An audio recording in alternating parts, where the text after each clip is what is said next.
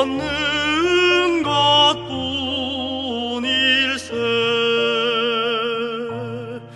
난 매일 심판대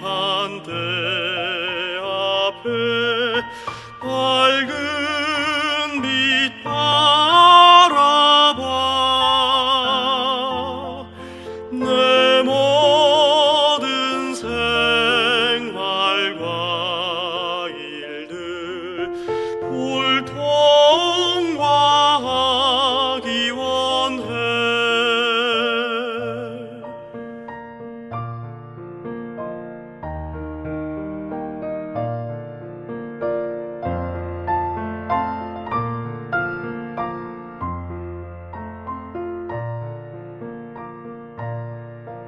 이 세상 명예와 복위 영광과 칭호들 성공과 칭송과 발전 너희가 얻으라. 난 외롭고 가난해도 충성을 다하여 끝까지 나의 주님만 따르기 원하네. 내 주님 가신 그 길은 죽음의 길이니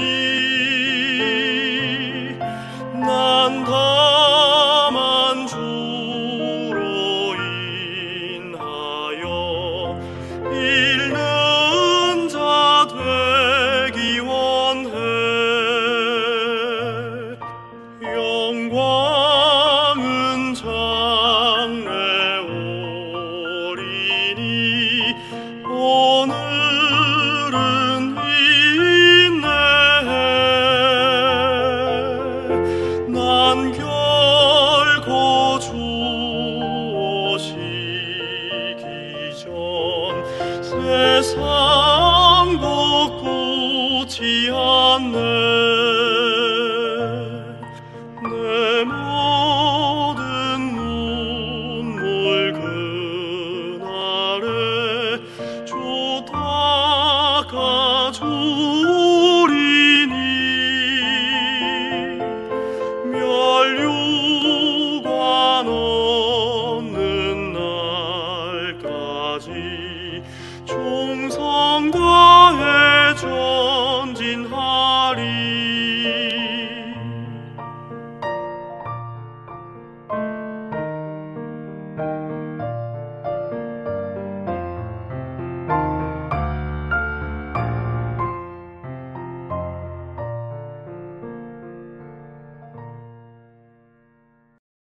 한국복음서원은 미국 복음주의 출판사 협의회인 ECPA의 정회원이자 투표권 행사 멤버인 LSM에서 출간한 영적 서적들을 번역, 출판하고 있습니다.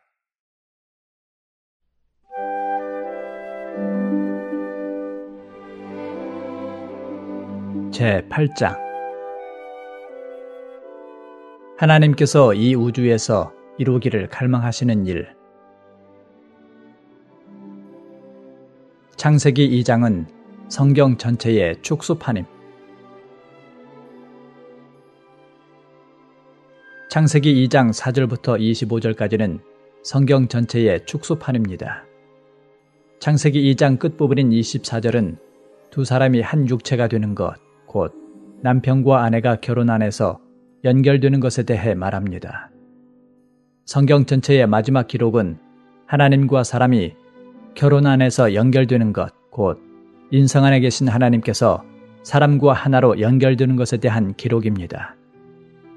성경 처음의 창세기는 창조의 기록을 담고 있고 성경 마지막의 요한계시록은 결혼의 기록을 담고 있습니다. 이와 비슷하게 창세기 2장 4절부터 25절까지의 시작 부분은 창조의 기록이고 마지막은 결혼의 기록입니다. 따라서 창세기 2장의 기록은 성경 전체의 축소판입니다. 성경 전체에 있는 진리들의 씨가 창세기 2장에 포함되어 있습니다. 처음에는 창조가 있고 마지막에는 결혼이 있습니다. 창조와 결혼 사이에 가장 중요한 것은 하나님께서 아담을 깊이 잠들게 하시고 아담의 뼈 하나로 여자를 건축하신 것입니다. 간략히 말하면 성경 전체는 세 가지 중요한 항목, 곧 창조와 십자가에서의 죽음과 장래에 있을 결혼식을 기록하고 있습니다. 십자가의 이야기는 어떻게 하나님께서 그분 자신을 위한 배필을 준비하시기 위해 일하시는지를 포함하고 있습니다. 이 세 가지 중요한 항목이 모두 창세기 2장에 감추어져 있습니다. 우주 안에서 하나님의 일의 최종 결과가 창세기 2장에 나타나 있음. 성경에 있는 세 가지 것들이 창세기 2장에서는 발견되지 않습니다. 창세기 2장에는 죄가 없고 죄의 결과로 주어진 율법이 없으며 심지어 죄와 관련된 구속도 없습니다. 창세기 2장의 기록은 하나님께서 아담의 옆구리에서 갈비뼈 하나를 취하셨다는 것만을 말할 뿐 아담의 피가 흘려졌다는 것은 말하지 않습니다. 이는 아직 죄의 문제가 없었기 때문에 구속이 필요하지 않기 때문입니다. 창세기 2장의 그림을 통해서 우리는 하나님의 일의 최종 결과가 하나님께서 그분 자신 안에 있는 생명을 사람 속의 일에 넣으심으로써 사람이 그분의 배필과 복사판, 곧 그분과 똑같은 존재가 되고 하나님과 사람이 하나로 연결되는 것임을 볼 수 있습니다. 이것이 하나님의 갈망과 목적을 성취할 것이고 그 결과 하나님은 영원토록 만족하시고 안식하실 것입니다. 이것이 하나님께서 이 우주에서 이루고자 하시는 일입니다. 창세기 1장 1절부터 2장 3절까지는 하나님의 갈망을 보여주는 그림이고 2장 4절부터 25절까지는 하나님께서 어떻게 그분의 갈망을 이루시는지를 보여주는 그림입니다.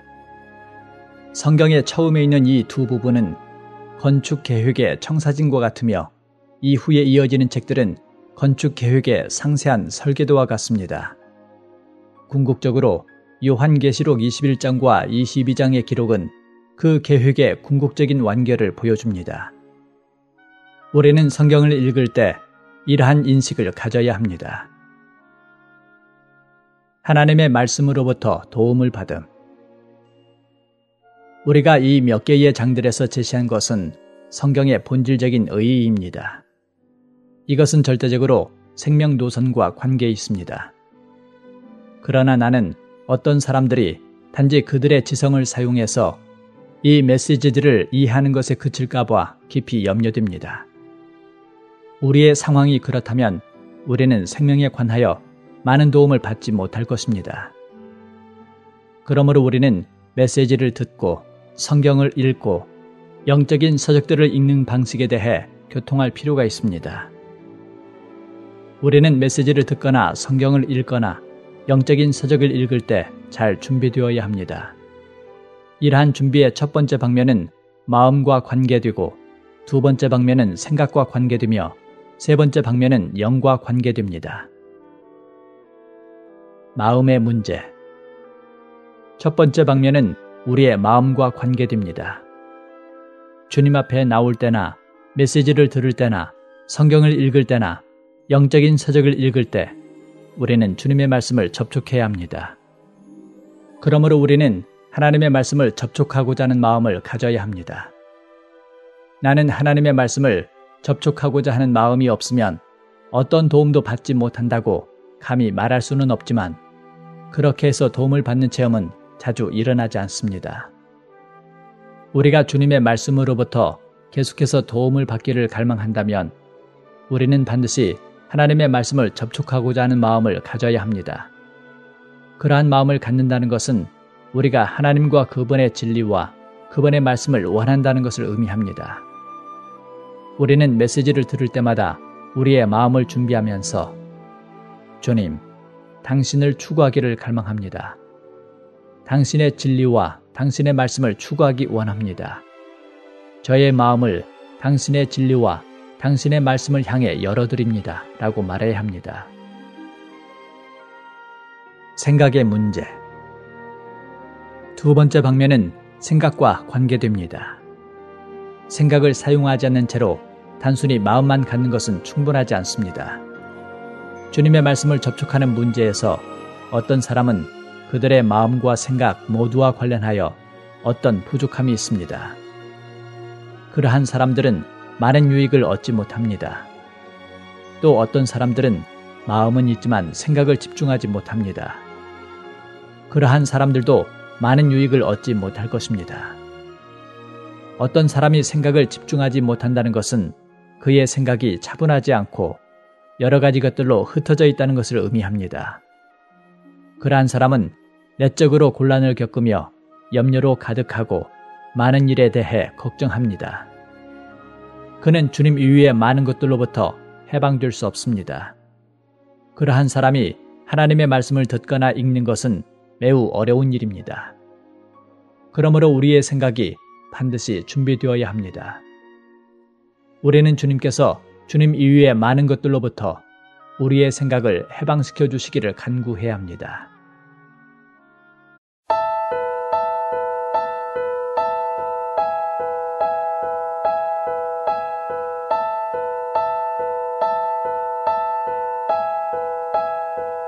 땅의 모든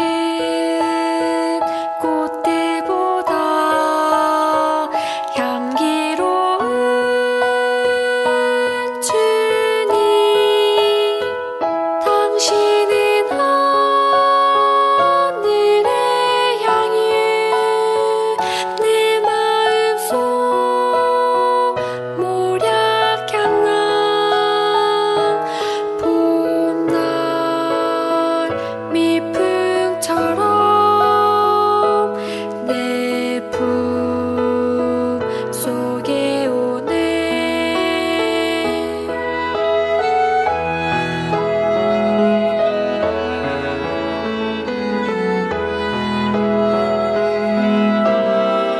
맑은 아침 이슬처럼 주님 날 적실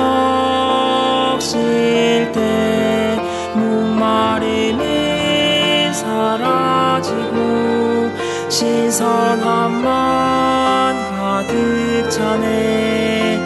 내 마음속 깊은 곳 흠뻑 적셔주네.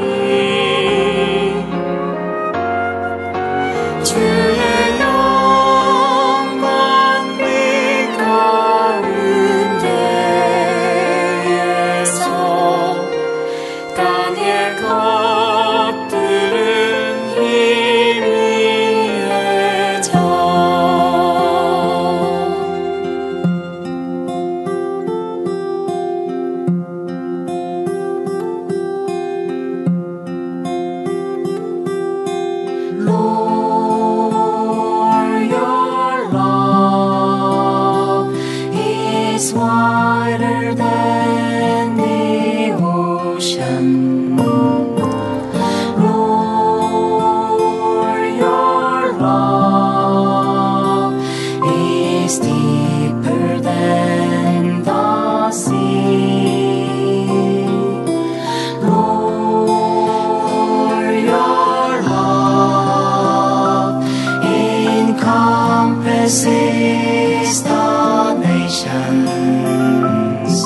and that is all I want to live in me. Oh, that is all I want. That is all I want, and that is all I want to live in me.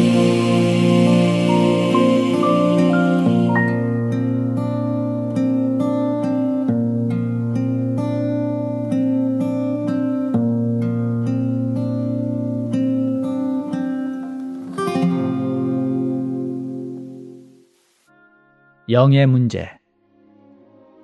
세 번째 방면은 우리의 영과 관련됩니다. 우리가 주님의 말씀을 접촉할 때 다만 마음을 갖고 심지어 생각을 집중하는 것만으로도 충분하지 않습니다. 여전히 우리는 주님의 말씀을 만지고 접촉하기 위해 우리의 영을 반드시 사용해야 합니다. 우리의 생각은 의미를 이해하고 파악하도록 도움을 줄 수 있습니다. 그러나 우리의 영만이 하나님과 그분의 말씀 안에 있는 실제를 참으로 접촉할 수 있습니다. 따라서 우리는 이해하기 위해 우리의 생각을 사용해야 할 뿐 아니라 하나님의 말씀을 접촉하기 위해 우리의 영을 사용해야 합니다. 오직 이러한 방식으로만 우리는 하나님의 말씀으로부터 참된 도움을 받을 수 있습니다. 메시지를 들을 때 우리는 하나님의 말씀을 갈망하는 마음이 없는 사람이나 생각을 사용하여 하나님의 말씀을 묵상하는 것을 하지 않는 사람이 되어서는 안 됩니다. 그럼에도 불구하고 우리가 마음만 있고 생각만 사용한다면 우리는 지성에 의해 몇 가지 교리들을 이해할지 모르지만 참된 영적인 공급과 도움은 받지 못할 것입니다. 우리는 반드시 우리의 영을 사용해서 하나님의 말씀을 접촉해야 합니다.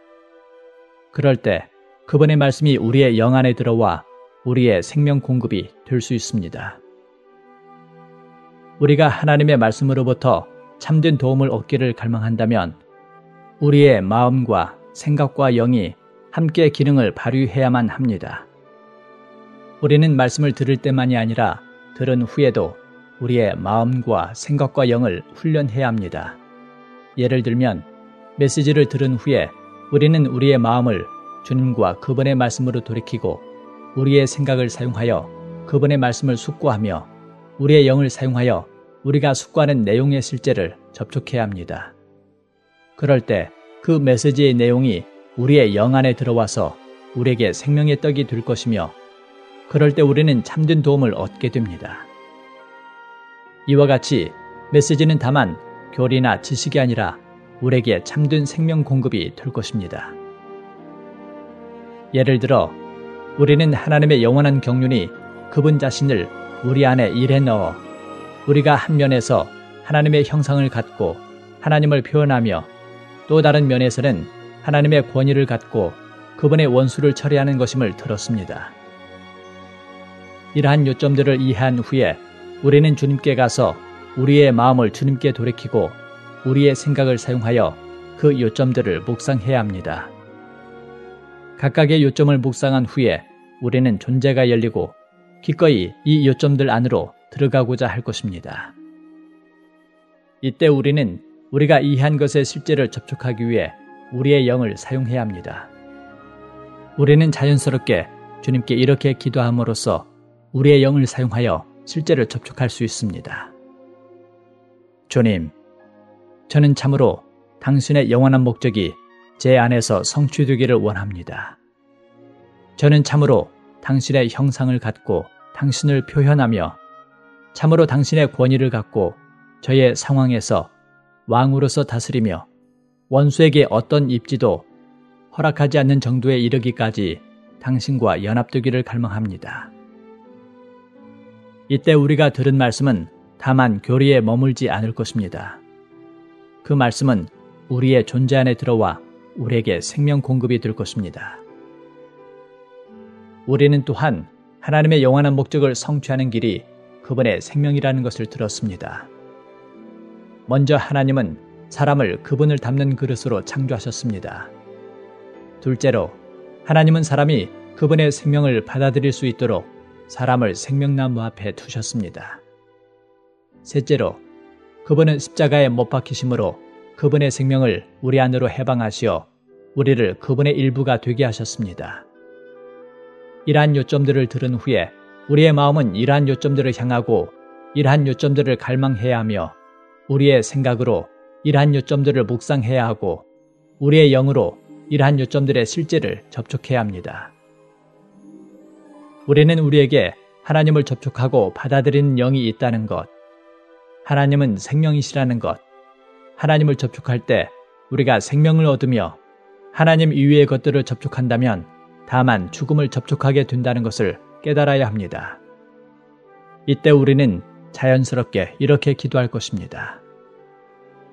오 주님, 당신의 그릇인 저를 이렇게 우대하신 것에 대해 당신께 경배를 드립니다.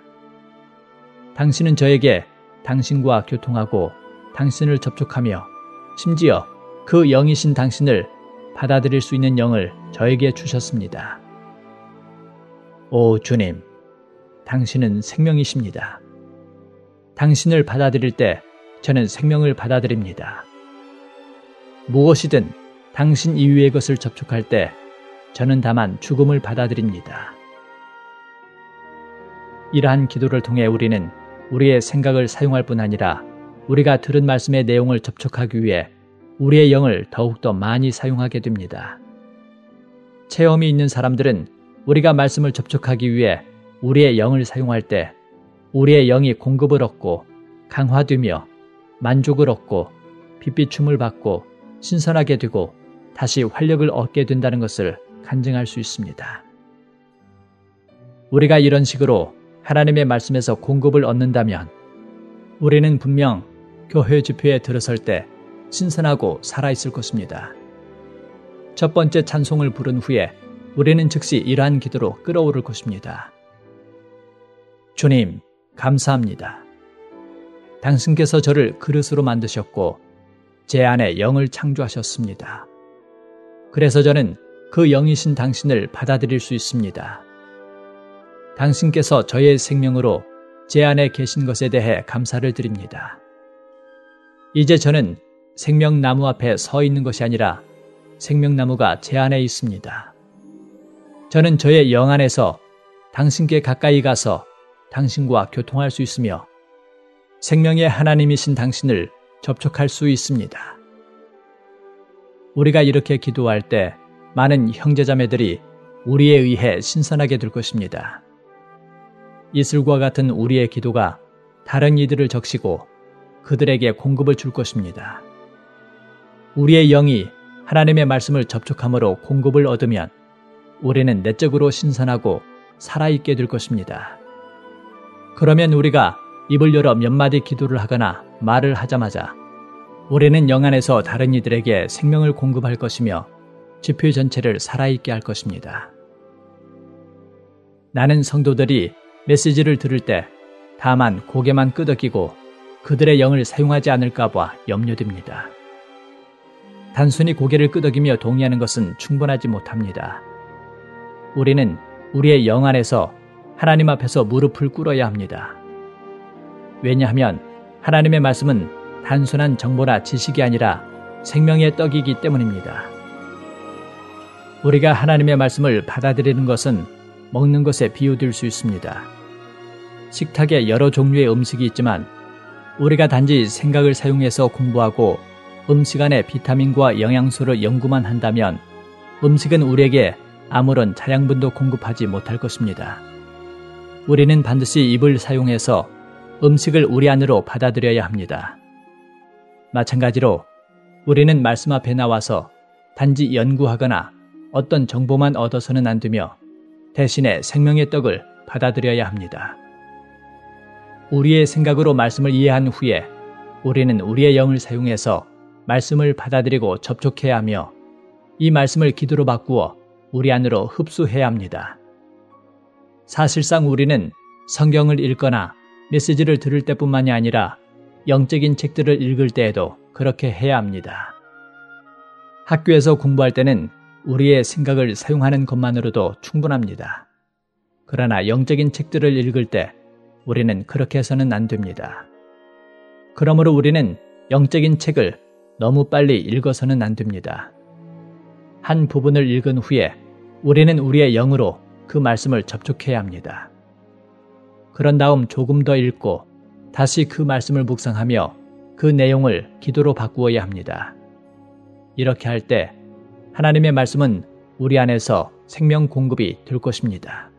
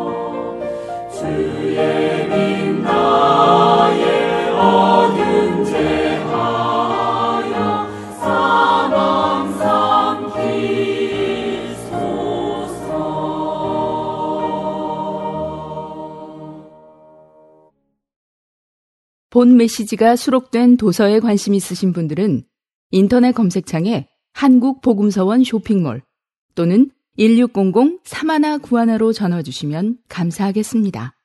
리디북스에서 전자책으로도 구입이 가능합니다.